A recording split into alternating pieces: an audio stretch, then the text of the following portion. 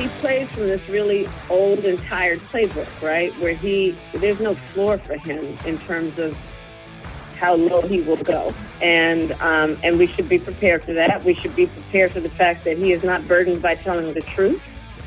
And we should be prepared for the fact that he is probably going to speak a lot of untruth. I think he's going to lie. And so we should expect some of that might come out.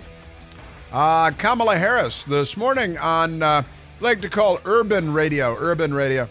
Ricky Smiley, the Ricky Smiley Show. Doesn't sound like a real name, does it, Ricky Smiley? Kamala on there, yeah, he's going to lie, and then he's not going to tell the truth, and then I'm telling you, he's also going to say stuff that's not true. Yeah, because there are no fact checkers on President Trump. It's one of the great luxuries that he enjoys as the Republican candidate and as Donald Trump, as the only target of Trump derangement syndrome.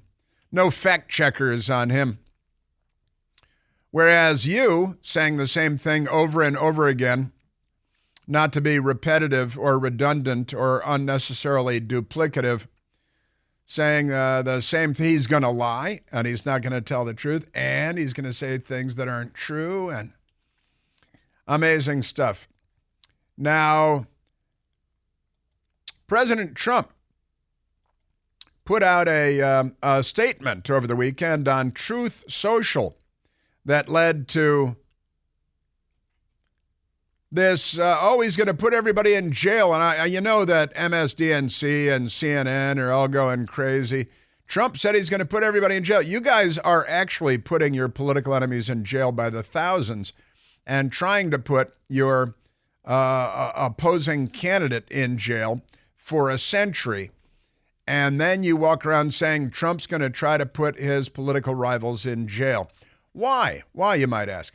Well, because President Trump, I think, in an ill-advised spasm, put out a statement on Truth, his own social media platform, which he already made billions of dollars on, but never mind that.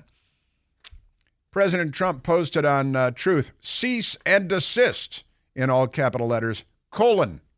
There's colon right there.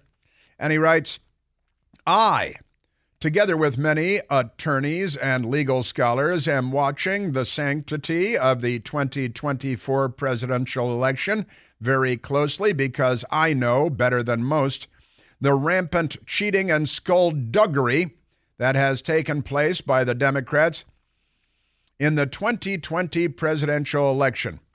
It was a disgrace to our nation. Now, people keep advising him to not spend his time talking about the 2020 election, but talk about the future and what he's going to do. And actually, a friend of mine, in response to all of this, kind of a funny actually idea right now, my friend Julie says, you know, in response to all these headlines that Trump pledges to jail political opponents, he should announce that he will pardon or commute the sentence of Hunter Biden. Come out in a magnanimous act of generosity. Say, I will commute the sentence of Hunter Biden and of Joe Biden too. And he should throw in Joe Biden too and Joe Biden too. Because when Joe Biden is inevitably and invariably convicted of many felonies for taking tens of millions of dollars into the family coffers from countries around the world in exchange for political influence. But President Trump should come out and say that. But President Trump says, it was a disgrace to our nation. Therefore, the 2024 election, where votes have just started being cast, I think they start being cast next week, but those people that cheated, all caps, will be prosecuted to the fullest extent of the law. Now, in it, he said that he would prosecute people who cheated in the election. Now, surely the Democrats and the Washington Post and CNN and Axios, they want people that cheat in our elections to be prosecuted to the fullest extent of the law, because that's what President Trump said, and everybody believes that we should enforce the laws of our land. The Democrats don't, because their sons are all the criminals, and now their daughters are the psychopathic, Jew-hating, armband-wearing Nazis. But never mind that. Let me get back to President Trump's statement. He said, when I win, those people that cheated will be prosecuted to the fullest extent of the law. Now, honestly, that's so the people that cheated in the election will be prosecuted because that's against the law to cheat in the election, which will include long-term prison sentences so that this depravity of justice does not happen again. We cannot let our country further devolve into a third world nation, and we won't. Please beware that this legal exposure extends to lawyers, political operatives, donors, illegal voters, and corrupt election officials. Now, illegal voters, that's illegal, so that would be against the law. And corrupt election officials are corrupt, so certainly breaking the law would apply to them. So, but be aware, he says, beware, not be aware, but beware that this legal exposure extends to lawyers, and, they have to break the law, because he just said that, political operatives who break the law, donors who break the law, illegal voters who naturally break the law because they're illegal voters, and corrupt election officials who are naturally corrupt. Those involved in unscrupulous behavior will be sought out, caught, and prosecuted at levels unfortunately never seen before in our country. Now, if I were his campaign advisor, I'd say, Mr. President, let's not post that right now. Let's focus on the economy and the border and crime and things. But he's sending a shot across the bow because he feels that he was wronged in 2020. There were many court cases. The court cases were not successful. There were suits and so on that were unsuccessful. But, that this is, I think, an unnecessary statement by President Trump. But it does not warrant the news media coverage that he gets as a result, because what he said was pretty clear. And he says that we're talking about people that have broken the law. And I know that Democrats agree that people that break the law should be held accountable. And if you tamper in our election, like Barack Obama's CIA director, John Brennan, who's the Communist Party voter, those people should be held accountable for tampering with our election. I do believe that that ought to be the case. Now he says, these people who cheated will be prosecuted to the full extent of the law. So following the law, right? But then he throws in long prison terms and, long prison sentences. And this is a kind of political message that it's true that we're further devolving into a third world nation. There's no doubt about that. And he's fighting back against that. And I get that. But, Mr. President, you already have the voters that like this statement. Bring in more voters by telling about what you're going to do with the economy and the border and crime and making our country better, and war in the Middle East and war in Europe, and how you're going to cure those things. But this rearview mirror personal bitterness stuff is misplaced, unnecessary, unproductive, unhelpful, and stop it, please. I say please, another thing. But what he said, hey, because you're not going to get, it's not like the news media is going to look at it and say, well, he did say, people that cheated will be prosecuted to the full extent of the law, which seems correct and fair. I'm telling you. And going back to 2020, not really the best message right now. And he says that voting has just started, and I don't believe that voting has started yet. Other than that, great statement, honestly. But what you get, and then unsurprisingly, it's a box of Cracker Jacks, and Trump pledges to jail opponents, baselessly, Washington Post, baselessly suggests election will be stolen from him. Now, he didn't suggest the election will be stolen from him, but that's in the Washington Post headline, and the Washington Post lies about everything. They have Amy Gardner and Colby Itkowitz, and, Colby Itkowitz, the Democrats are out to lynch all the Jewish people, and Mariana Alfaro. They have 3 reporters on the job. Republican presidential nominee Donald Trump threatened to jail people, quote, involved in unscrupulous behavior, end quote. Well, not just unscrupulous, but tampering with and cheating in the election. But never mind that. Washington Post, related to voting in the 2024 election, suggesting without evidence, they love this without evidence thing, that the election could be stolen from him. Without evidence, let's look at Venezuela. And prompting widespread condemnation, which is the front page story in the Washington Post today about how the election there was stolen. Never mind that. And never mind that the Democrats contested the 2000 election, still do, the 2004 election, then they won 2008, 2012, and they contest the 2016 election because the Electoral College. And Hillary Clinton still says that the election was stolen from her last time anyone asked her, not that they asked her. And prompting widespread condemnation from election officials who said such rhetoric could provoke violence, like your hundreds of riots and burning police cars and looting businesses, thousands of businesses, because St. George Floyd died of a cardio failure while resisting arrest yet again.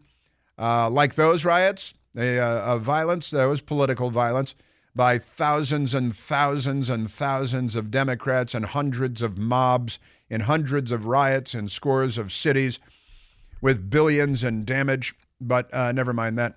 Trump's remarks made in social media posting on Saturday night represent the most overt signal yet that he may not accept the result in November if he loses. Well, if that's the most overt signal yet, then it's not a very overt signal, because what he said was, if people are caught when I win, if people are caught having cheated in the election, they'll be held accountable to the full extent of the law, the fullest extent of the law. That's what he said. The Washington Post doesn't want the law enforced. See, this is how this game works, this semantic game works, right? Trump has a history of railing against election officials and raising unsubstantiated claims. The Washington Post peddled unsubstantiated claims for years about Russian collusion and President Trump. Unsubstantiated claims about the vaccines that don't prevent you from getting COVID and don't keep you from dying from COVID, even though the Washington Post said that. The Washington Post peddled unsubstantiated claims about surgical masks preventing you from getting COVID. The unsubstantiated claims about the New York Post reporting on Hunter Biden's laptop being Russian disinformation. The Washington Post is all about unsubstantiated claims. And you live in a glass house, boys and girls at the Washington Post. But his unsubstantiated claims of fraud when his political fortunes appear uncertain. Again, let's go back to Hillary Clinton saying that you can run the best campaign, be the best candidate, and still have the election stolen from you, which was her summary of the 2016 election. You can run the best campaign. You can even become the nominee. And you can have the election stolen from you. Yay! They love the idea of the election being stolen from you. They cheer and they clap because they have tiny little brains, tiny little brains. They're Democrats. And Terry McAuliffe claiming 2000 was stolen and 2004 was stolen. Then they won 2 presidential elections. Those weren't stolen. Barack Obama. Then Hillary ran and she lost, and that election was stolen. But the Washington Post is unaware of all of this because they don't follow the news. Colby Itkowitz doesn't know what's in the news. And that's the most direct threat against those who... I didn't hear it. It's a threat that if you're caught breaking the law, that you'll be held accountable to the fullest extent of the law. That's what he said. But in the Washington Post, they don't report the news. They unreport it. Axios, Trump threatens lawyers, donors with prison for, quote, unscrupulous, end quote, election behavior. Now, it's not just unscrupulous, although he did use that word. He said, that those people that cheated will be prosecuted. When I win, those people that cheated will be prosecuted to the fullest extent of the law. Now, at the Washington Post, at Axios, and at CNN, Trump warms up for the debate by threatening to jail election officials. That's the CNN headline. No, he's threatening to jail people that break the law after prosecuting them to the fullest extent of the law. He threatened to enforce the law. And the news media wet their beds all over again because you can't threaten to... And now, again, how many people January 6th have they put in jail? Their political enemies? How many efforts are underway to put Donald Trump in jail. Again, they're always, like the Soviet Union, accusing you of being guilty of what they are doing. Well, this headline says 749 federal defendants have had their cases adjudicated and received sentences for their criminal activity on January 6th. Sure. You're not putting your political enemies in jail, are you? What about if you protest at an abortion clinic? But you guys burn churches and police cars and nobody goes to jail. No sense of irony. I mean, Hillary Clinton's still going up. I think they stole the election. No, she lost. She lost. The next time, the next time.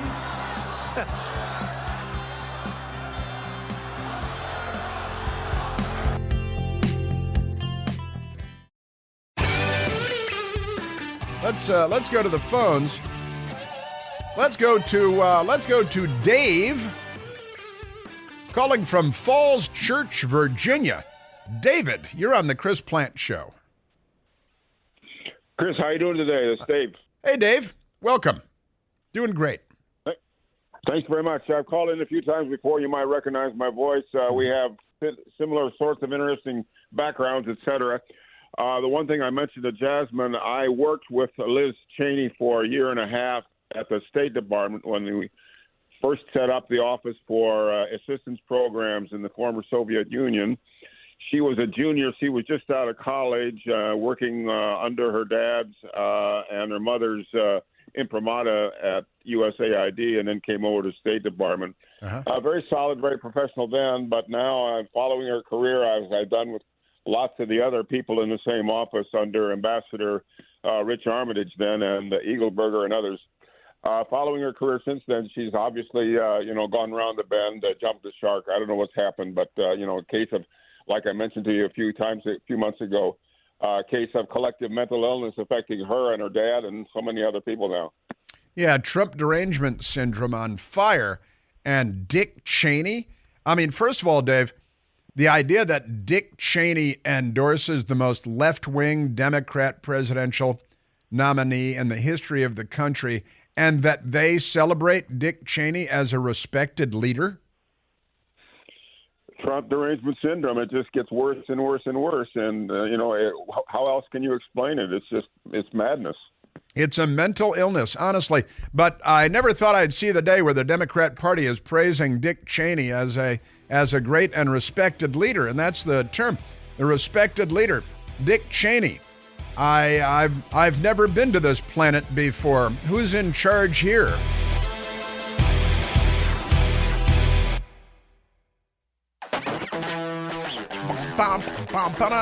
Now, we were just talking about the Democrats and the media, but I repeat myself, saying Donald Trump is threatening to jail his political enemies. Oh, I should mention this, too, because this is just absurd. The White House put out a schedule for Joe Biden, and today, September 9th, in the morning, President Biden and the First Lady will depart Wilmington, Delaware, where they continue to be on vacation, and return to the White House. Listen to this now. Then the president will deliver remarks to celebrate the Americans with Disabilities Act, which I think covers him, doesn't it? To mark Disability Pride Month. It's every month must be some kind of a Pride Month. But wait a minute, because Michael Piercy and I looked up Disability Pride Month to see if that's right. Disability Pride Month is July. It is now September. Disability Pride Month is celebrated each July to honor the achievements and resilience of people with disabilities and to promote inclusivity and dismantle barriers. That's July. But Joe Biden's getting around today, and that's the only thing on his calendar today other than coming home from vacation again to the White House, Air Force One and Marine One. And he'll deliver remarks to celebrate. They're always celebrating everything, looting and arson and things. To celebrate Americans with Disabilities Act and to mark Disability Pride Month, which is July. But he doesn't know what month it is, so it's okay. Isn't that amazing? Now, let me get to this other thing, because this is a lot of fun. And only the New York Post is covering the story because most news organizations aren't. I got another aren't, right? Most news organizations aren't. I think that's perfect. The Democratic Party isn't. Common courtesy isn't. All right, now this New York Post story, fun story. Comedian, a conservative comedian. Comedian dragged away. Comedian escorted away after heckling Nancy Pelosi at book signing. Yeah, she wrote a book, right? Sure. What stocks should I buy? What stocks should I buy? A comedian was escorted away brusquely from former House Speaker Nancy Pelosi after he posed as a Democrat. How do you do that? Not shower and dress like a lady? What is that? Posed as a Democrat and heckled her over her stock trading, calling her the greatest options trader of all time and asking for tips on which shares she should buy. Now, there's audio, but it's not the greatest audio because the violent thugs of Goonville are dragging the poor guy away. The guy's name is Alex Strenger. Alex Strenger, Strenger. A conservative comedian approached Pelosi as she was signing copies of her new book, The Art of Power. The Art of Power. They know that all power comes from the barrel of a gun, and they jail their political enemies. And Alex Strenger may end up in prison for 22 years. Honestly, just like, Proud Boys, Enrique Tarrio, who's a person of color, Cuban-American, black, and they put him in prison for 22 years over January 6th. And he was in a hotel room in Baltimore on January 6th, but never mind that. So Alex Strenger, a conservative comedian, approached Pelosi as she's signing copies of her book, The Art of Power, at the Texas Tribune Festival in Austin, Texas on Saturday. A clip of which was posted on X social media platform on Sunday, and it sounds like this on the radio. Last question. What stocks should I buy? Nancy, you're the greatest options trader of all time. I just want to know what stocks I should buy. Here comes security. But I just want to know, income inequality is their biggest concern. Bring in the thugs. Bring in the goons. But the police are an institution of white supremacy and racism. I don't understand why they're even here at all. They should be defunded. Wait, here they come. I just want to know, she makes 6 figures a year in Congress and has $100 million net worth. Don't y'all want to know what stocks she should buy? Come on. And listen to the fascists. I want to know what stocks to buy. Yeah. I want to close the wealth gap. What's the problem? I want to close the wealth gap. I just gap. want to close the wealth gap. And all the Democrat Austin, Texas fascists are, no, go away. We don't want to know why she's worth $100 million and makes $100,000 a year. Slight embellishments, but only slightly. And her husband, brilliant stock trader, brilliant. And so many members. There is an online service that follows all of the trades made by members of Congress on Wall Street. They follow all the trades made by members of Congress. And you can go and see what the members of Congress are buying and selling, and then just do what they do. Brilliant. Genius.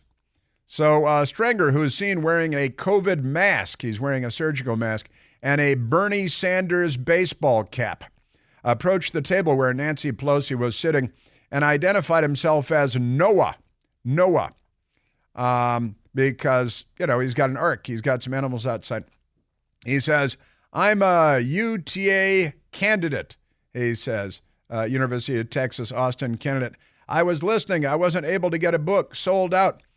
But I want to say how much I appreciate your fierce, staunch defending of democracy, Stenger said to Pelosi.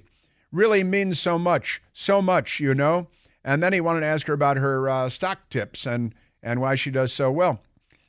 He says, and honestly, with all the disinformation on X, I honestly, the only chance that I have is for Donald Trump to spend the rest of his life in prison. He says, and there's Nancy Pelosi, and he's right there in front of her. He's within arm's length of her. And then he added that imprisoning Trump is the only hope for democracy. We just have to win the election, he says, and great stuff. So, and Pelosi agreed and said, we do. We do. Then he says, what stock should I buy? But he was dragged away. He was dragged away by, and may have been put to death in a Cuban prison. Hard to say.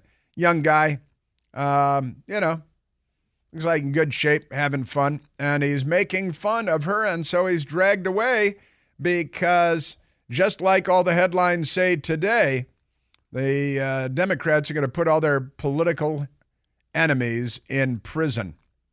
It's what they do.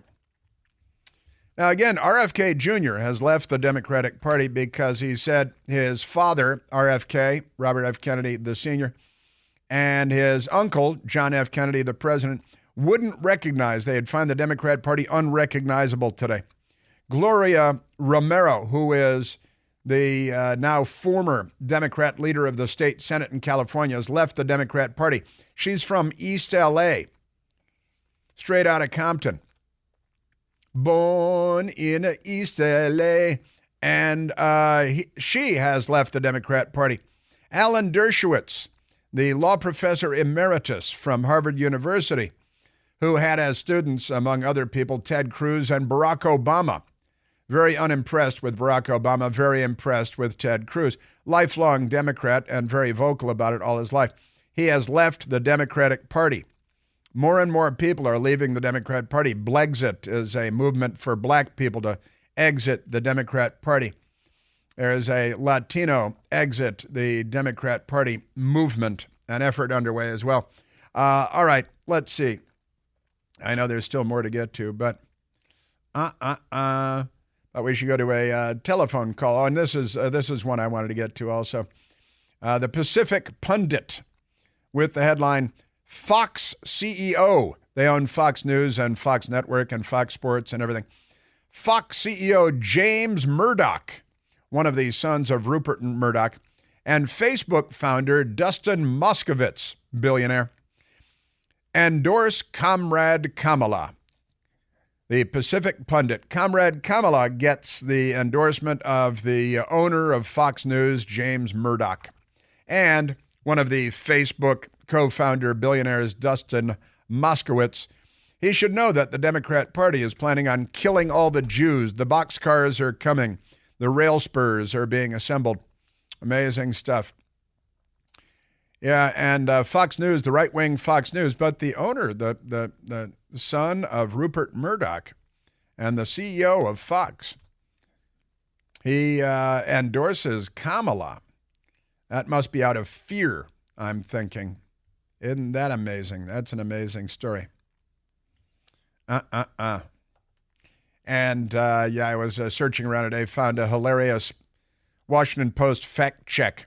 No, Kamala Harris is not the most liberal senator in history, is the headline. Donald Trump trotted out an old attack on Monday, one that has aged particularly poorly. And they give President Trump a terrible rating, saying that's not true. It's just that Kamala Harris, they admit, buried deep in the story, they admit that Kamala Harris, while she was in the Senate, was named the most liberal member of the Senate among the 100 people in the Senate at that time.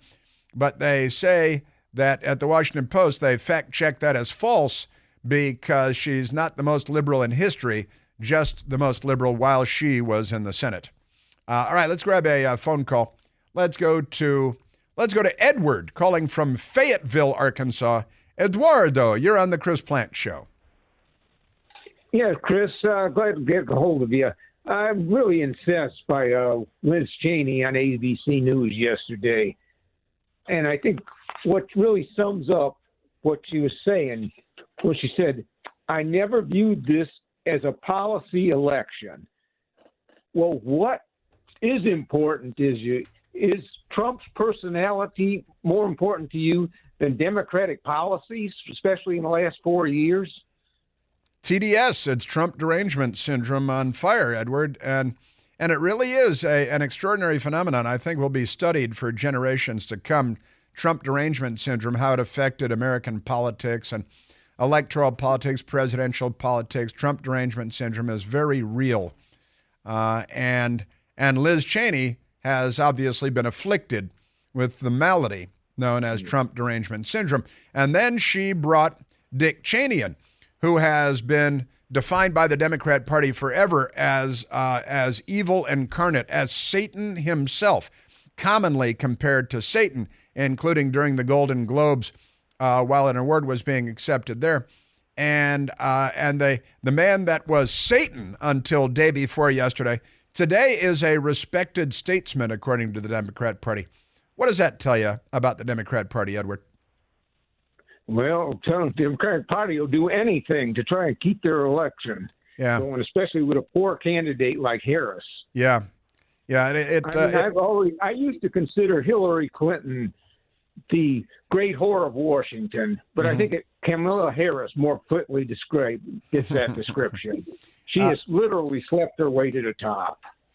Well, that was really just to the Senate, I've got to say, with Willie Brown, I think is what you're referring to in California and all that good stuff. But yeah, I think that, the fact that Dick Cheney is now a respected statesman in Democrat Party circles speaks to the moral flexibility of the Democrat Party, the moral and ethical flexibility. There's not only flexibility on Epstein Island, which they demonstrated many times at Epstein Island, but the moral and ethical flexibility of the Democrat Party to flip-flop. Kamala flip-flops on everything, and now the entire Democrat Party has flip-flopped on Dick Cheney. Liz Cheney won them over with the January 6th debacle, but never mind that. Man, oh, Manischewitz. We have Liz Cheney with John Carl. Since you mentioned it, Edward, Michael Piercy, who is lickety-split on these issues, as Chaz Bennett likes to say, went and found Liz Cheney talking to ABC News This Week, John Carl, yesterday, Sunday, on she and her father changing political parties and becoming Democrats now that the Democrat Party is like Nicolas Maduro, Hugo Chavez left under Kamala Harris. You've made it abundantly clear that you have had policy disagreements with Harris. You still have policy disagreements with Harris. But she has moderated her positions on a whole range of issues from where she was. Kamala has. Just a few years ago. She's moderated. Did those moderations and the efforts to present kind of a moderate face at the Democratic Convention, did that make the decision to endorse her easier? I have never viewed this as a policy election. Right. It's not a policy election. It's a personality election. They're really hung up on Donald Trump. Their brains have been damaged by Donald Trump's tweets. They're quite amazing. What happens to them? What happens to the human brain? We're going to have to study. We're going to do brain scans. Should probably round them up and arrest them all, like the Washington Post says Trump is going to do, as they're rounding up people and arresting them from one riot out of 550 riots. All the other riots, everybody walks free because the Democrat Party staged those riots. They were mostly peaceful, you may recall, according to the news media and the Democrats. But I repeat myself.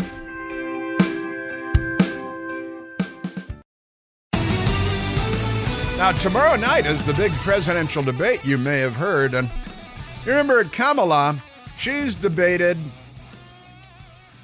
before she debated as vice president, Mike Pence. And remember, what was that one? I'm speaking here. I'm speaking. I'm talking. I'm a lady. I'm a woman. You can't talk.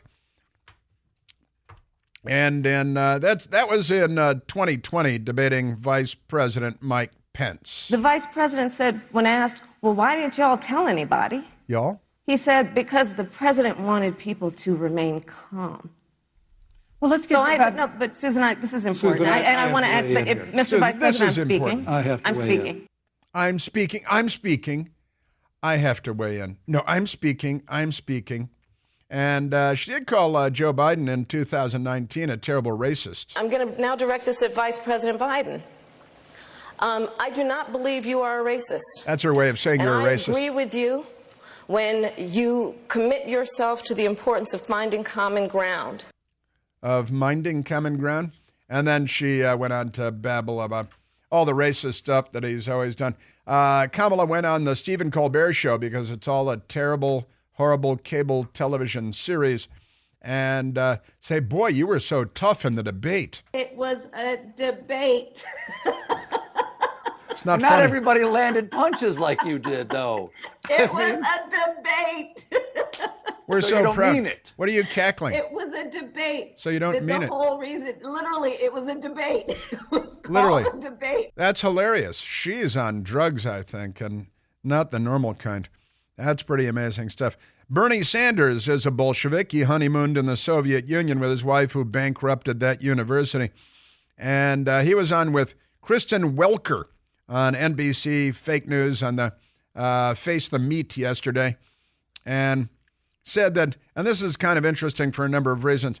First of all, he mangles the couple of words, pragmatic as pragmatic, and he's bending instead of she's bending, and it doesn't matter what she says. She just wants to win the election. I don't want to say steal the election. She just wants to win the election. Do you think that she is abandoning her progressive ideals? Abandoning? No, I don't think she's abandoning her ideals. I think she's trying to be pragmatic and doing what she thinks is right in order to win the election. Bending and pragmatic. I don't think she's ever been pragmatic, has she? I don't think so. By the way, Nate Silver, Democrat superstar pollster, numbers cruncher. Latest forecast has Trump winning every single swing state in an electoral college blowout. Forget about the popular vote. It's the electoral college. And Nate Silver says got it locked up. By the way, if you don't live in North Carolina, Georgia, or Pennsylvania, your vote doesn't matter to the Democrat Party. It's a 3-state race.